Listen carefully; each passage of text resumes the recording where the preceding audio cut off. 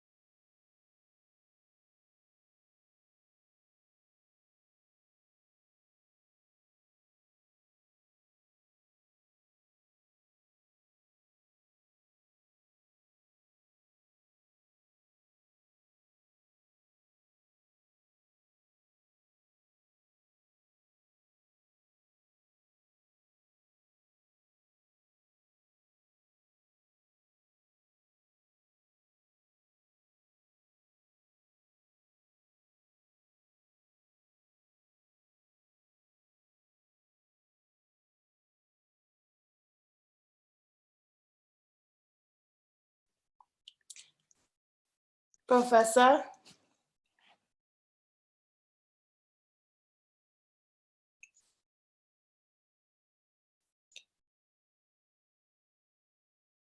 Oh my God.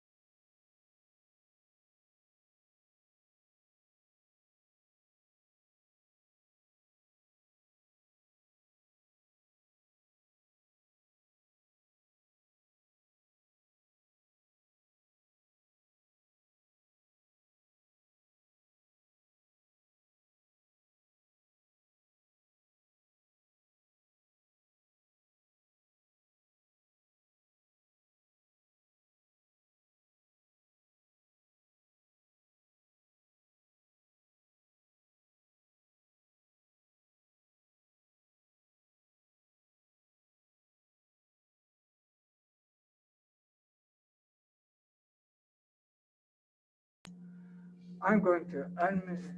No. Sorry that I didn't mean to be muted. Okay, so let's see if I can do a quick overview of that. Okay, other health impairment means a disorder, a health disorder that causes limited strength, vitality, alertness due to a chronic or acute health problem. We defined what chronic and acute means. Chronic means long lasting, it has been there for a long period of time. Acute means something that's happened quickly. Such as attention deficit hyperactivity disorder, diabetes, epilepsy, any other heart conditions, hemophilia, leukemia, sickle cell anemia, that adversely affect educational performance. So when we look at this, we see that formula that we've talked about all along, that A plus B, now then they're prepared to have the opportunity for services in special education if they have both A and B. The law specifically says that a health condition that causes limited strength, vitality, and alertness due to and hyper alertness too. You know, like ADHD, kids with ADHD, they tend to be all over the place, hyper focused on one thing and distractible on other things. What's really interesting about OHI, that many of these children with OHI conditions receive services under other categories of idea, like specific learning disability. So we can have, I'm going to give you a fun new word, and you can use it with your friends and sound really, really, really smart. This word is comorbid. Could anyone tell me what comorbid may mean? Here's the suffix, prefix. When you see a prefix that says co, what usually does that mean? Paired together or like with? Together. So like cohabitation means living together, right? Co means happening, and morbid sounds pretty morbid, right? But it means happening at the same time. Two disorders happening at the same time. So you can have somebody with ADHD and have a specific learning disability.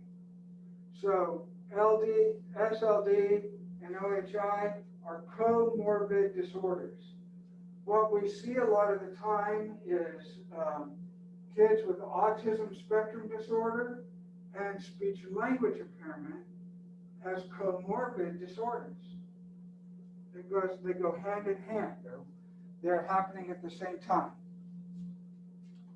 What we do find out too is that very often the kids that have the A, we'll see in some of the disorders that are health impairments that their doctors diagnose, we see that they don't always require specially designed instruction. They don't have the B, adversely affecting educational performance.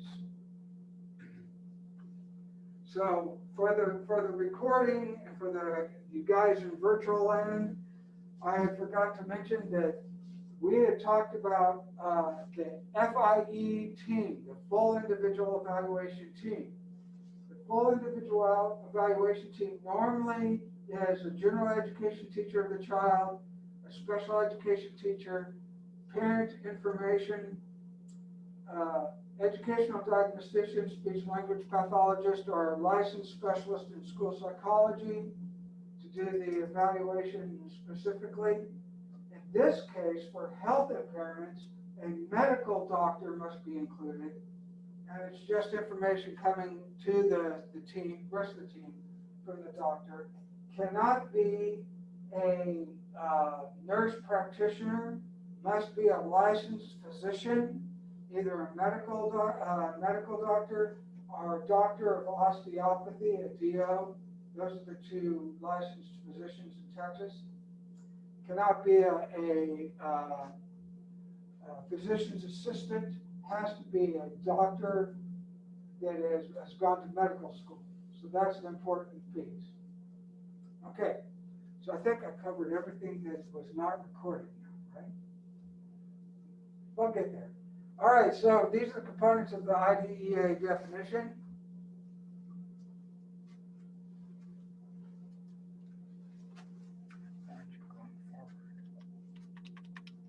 Oh, I know where it's not going.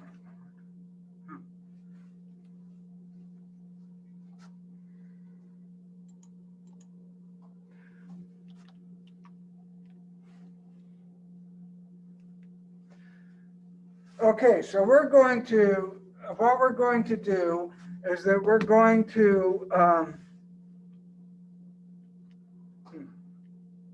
okay, there it is. I'm going to break you up into groups. So what we're going to do is there's a Google Doc that we're going to fill out as teams.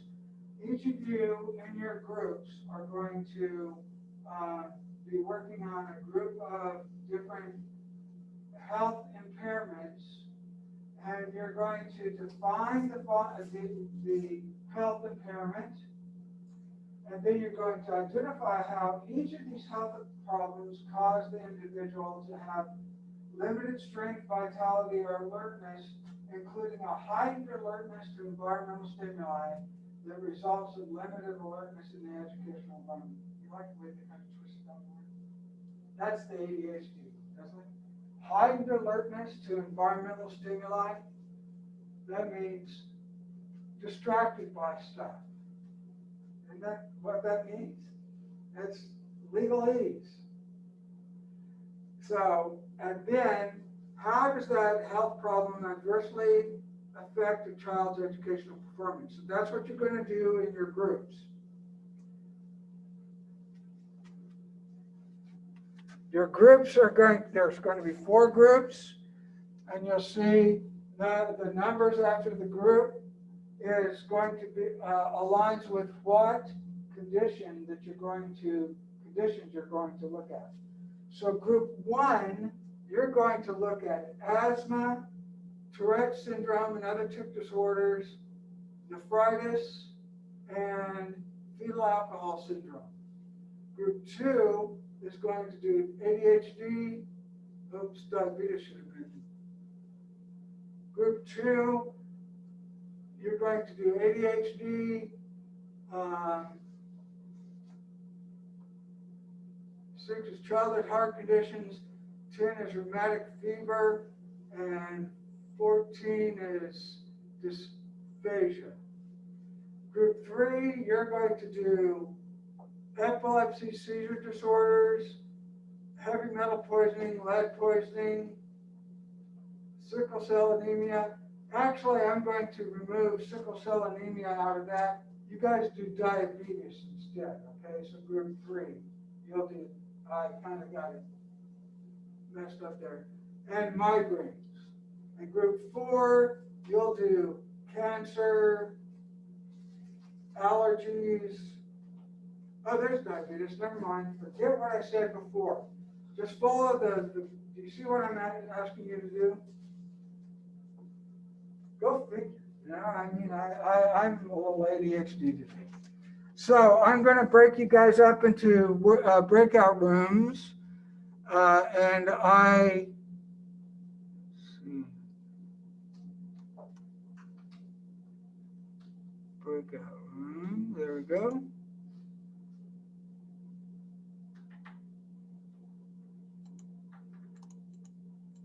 Four rooms, create a room. So in breakout room 1 is going to be Melanie, Morgan, Peyton, and Shadell. And breakout room 2, Emily, Haley, Ruth, Group 3, Brittany, Claire, and these are the online. When you guys log on, then I'll put you guys into their rooms. So breakout room 1, you're going to be doing group 1, your group 1, group 2, group 3, and group 4. Does that make sense? So everybody in here, log on. I'm going to open all the rooms. And then as you guys get there, I'll just assign you Casey, I'll put you, Carson, I'll put you in 1. Jenna, you're not there yet.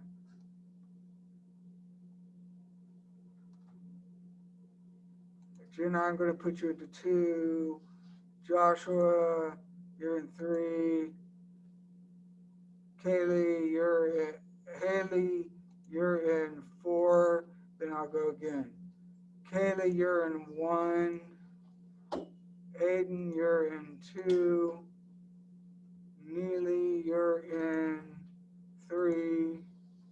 Sarah, you're in 4. Serena, I'm going to put you in 1. And Shane, you're in 2. Do I have everybody in a room now?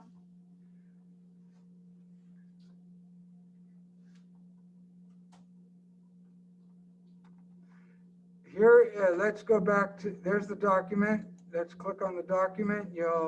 I sent it to you in an email, did I not? The Google Doc.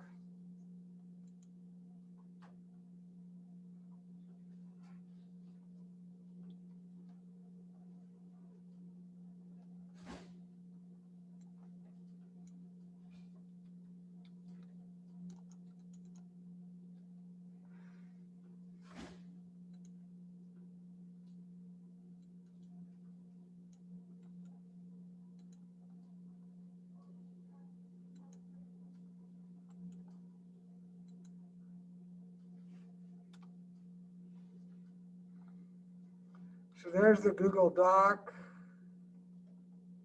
And I'll create a table. You don't have to do it as a table. Just do it as a narrative. Just define what the condition is, identify, put the information, and then how. So just 3 points per condition. Let's come back at 9 o'clock and we'll share out at 9 o'clock, okay? Pause the recording.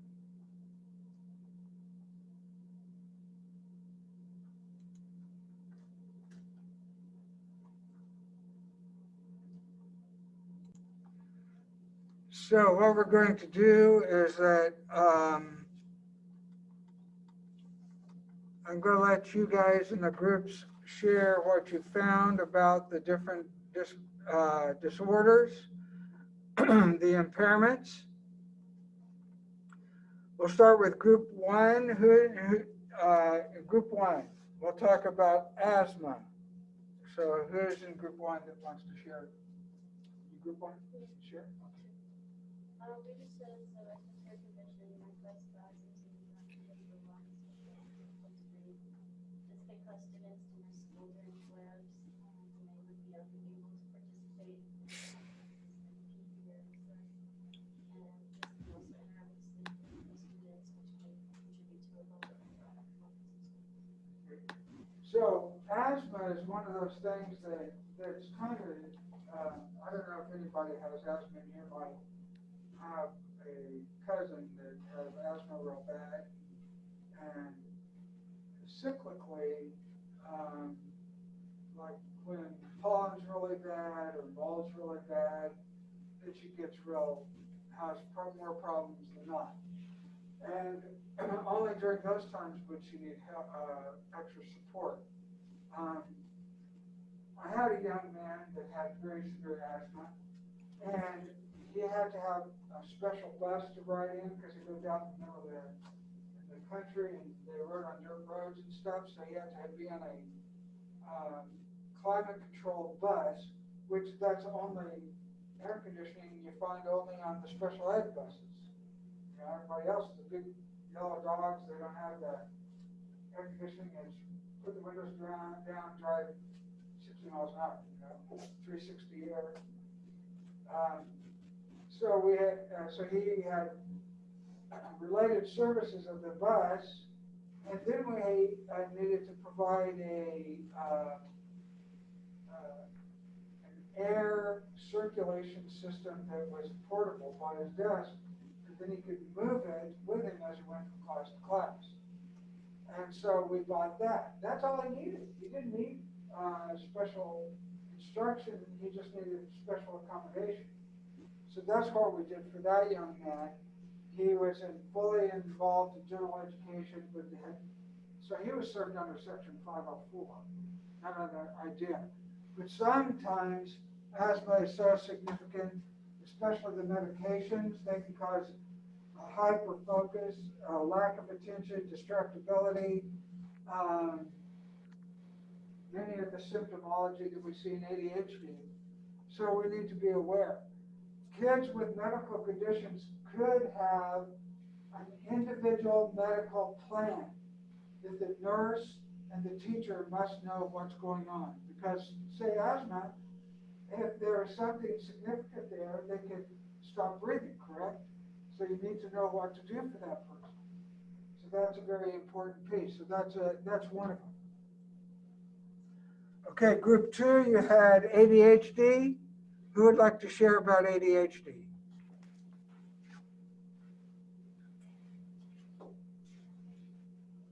We've got somebody online that wants to share, would be willing. You can unmute your mic. Anybody from group 1 that would like to share?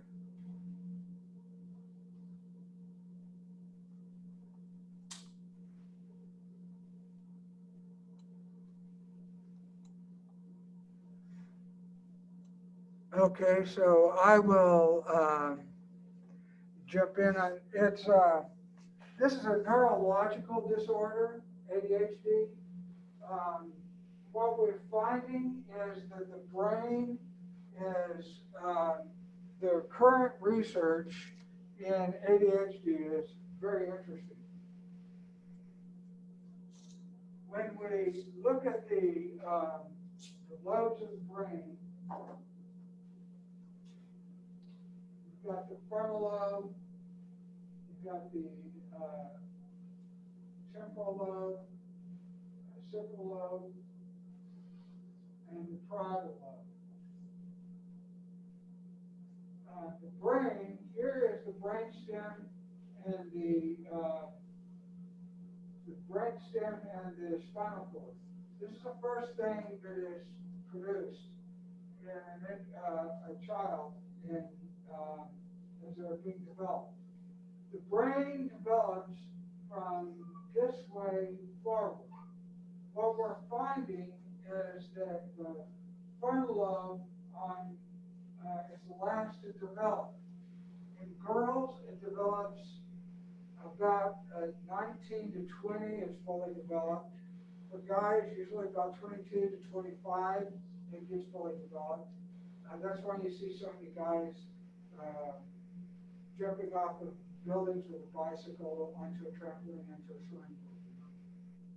It's because they don't have good executive functioning skills. And we'll talk next week about executive functioning skills, and it's so important. But it's the last part of the brain developed. What they're seeing now, so on average, 20 to 22 is the age for the frontal lobe to be fully developed. What they're seeing kids with ADHD is add 6 to 10 years to the development of the frontal lobe. And this is where we override impulsive behaviors. It's where we override distractibility. that's the part of the brain that really focuses us on learning. So we're finding that, and here's, most often you hear kids put on a medication for ADHD, correct? But medication does not solve the issue. It only is a tool to help the child focus better. Then you still have to give them the social and organizational tools on how to override that anyway. So it is only a tool. You, as teachers, need to be ready to take kids that are not on medication. How are you going to help them work on things? But what we're finding with brain anatomy is that if you do activities that create dendrites in that frontal lobe, then they will mature quicker and learn those skills. So we have got to be purposeful in teaching organization, thinking about how your behaviors have an effect in the future, those kind of things, which we'll talk about next week when we really get into interventions for this group of disorders. Medication helps focus, but it doesn't take care of the issue. It is neurologically based. It's we do see. It's interesting that more boys than girls are identified with ADHD, and it might not be. They're misdiagnosed. They could just be boys, because boys tend to be much more active than girls. It's interesting. As girls develop, their language skills are the babbling sounds they make are word sounds. When boys develop, it's sounds like cars and bang and those kind of things. They make the same number of sounds. It's just one is sounds and one is language. It's interesting. So understanding the development of kids, and I'm not talking down on us guys, you know, because I can create this part. But we've pretty much diagnosed people with ADHD at 7 to 10% of the population, but in reality it should be about 3. We've overdiagnosed, over-medicated our kids. And ADHD is one of those pieces. It's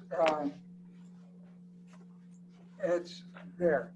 All right, so let's move on to epilepsy and seizure disorders. Group 3, who had that? Okay, Josh, would you like to share with us? For the definition, I put movements and behaviors that are caused by abnormal electrical activity are chronic in nature, and then movements and other uncontrolled behaviors that are caused by other psychological issues or intense stress can be classified as acute. For the identify section, I put epilepsy and seizures limit the faculties of the student through the inability to control their movements and activities because of psychological issues, intense stress, or abnormal electrical activity in the brain, which would limit the strength, vitality, and possible alertness of the students,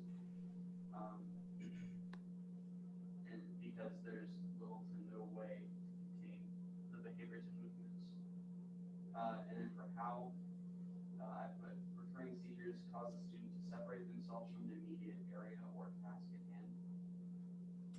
So there's multiple types of seizure issues too. There are what we call the tonic-clonic seizures, are the real significant severe seizures. But then you have, I forget what they're called now, but they're petit mal, the mild seizures. The mild seizures are the ones that we miss all the time, because what happens is the kid's not, their body's not jerking and they're not needing to go along the floor. It's like all of a sudden their eyes glaze over for a few seconds and they're gone for a few seconds. And then you don't notice that they're having a seizure, but they are having a seizure. And that can have a significant impact on education if you don't treat that and they have the seizure, it's like they're missing that piece of, all of a sudden they're gone, and how do they get back to understand what's going on in class? So that's a big deal. So again, they'll have a medical plan with the nurse. Another piece is for the tonic-clonic seizures, a child falls to is in a seizure, you want to make sure that they're safe. So if they're standing up or in a chair, you help them to the floor, and you put something soft under their head. You don't hold them. You move everything out of the way. You roll them on their side, because if they aspirate, vomit, you don't want them to breathe that back in. So if you're on the side, it goes out. It doesn't come back in, and then they get really bad pneumonia or something. So you lie them on their side. You don't stick anything in their mouth, and you go get a doctor's help. And so that's what you do with the tonic-clonic seizure. With the others, it's just, you just need to know that it's happening, and you talk to the parents and let them know that it's happening, and maybe they can get some medication. Medication causes issues. They can make them sleepy or hyperactive, different things. Different medication affect different ways. But that's a big, significant disorder. Okay, group 4, you guys started with cancer. Is there a group 4 person? All right, with cancers are issues that we are dealing with seemingly more and more, childhood cancer. Most often what happens is the students are in a hospital setting or a home setting, and they can't come to school. So we have to provide services in the home or at the hospital. So we could do that as a more specific time period, or as needed.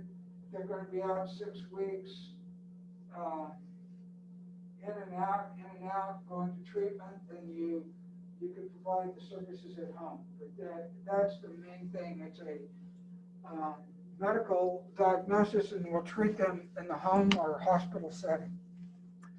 Tourette syndrome, group 1. I'll just go through it. It makes it easier. Normally, if we're in normal classes, I'll just have you guys talking. Normal world we live in. Tourette syndrome is known as the cursing disease, right? You guys heard that?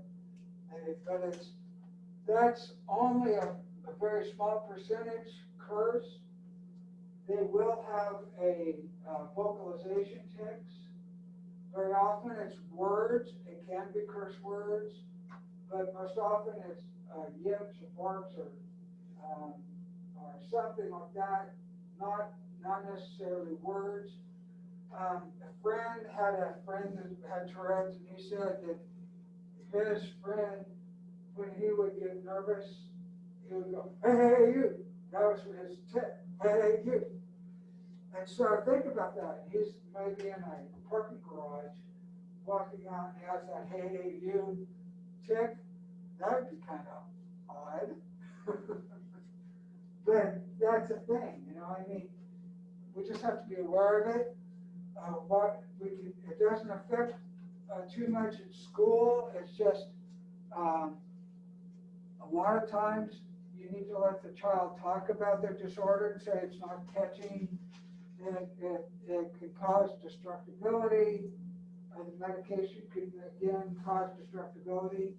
They have found that inappropriately medicating a child with ADHD, they can end up with a Tourette syndrome tic if they're inappropriately medicated.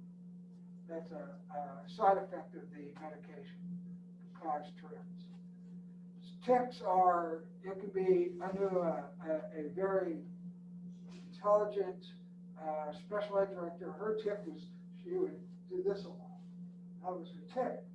So you just have to know that was her, and that was her tic. some facial tics, things, but we just have to be aware that it's not going to be so significant that we cannot accommodate appropriately for them in the classroom.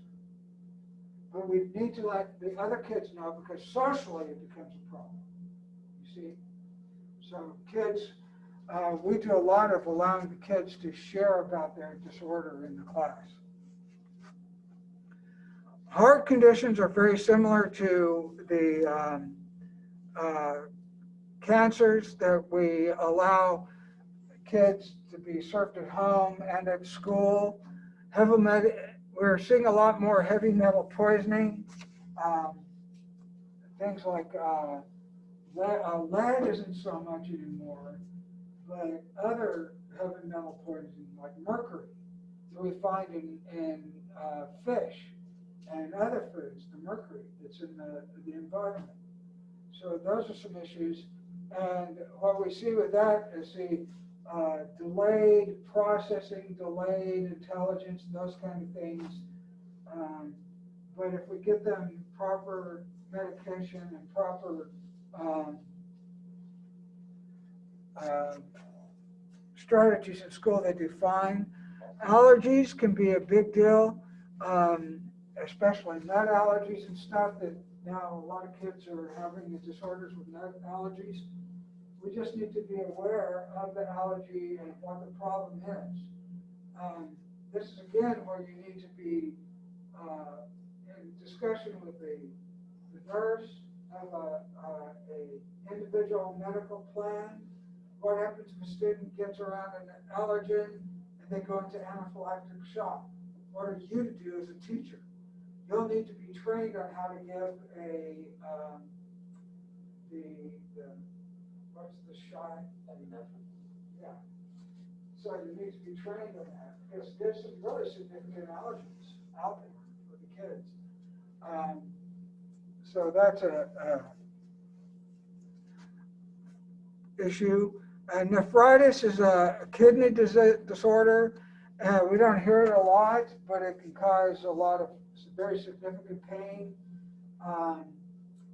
It's a chronic disorder.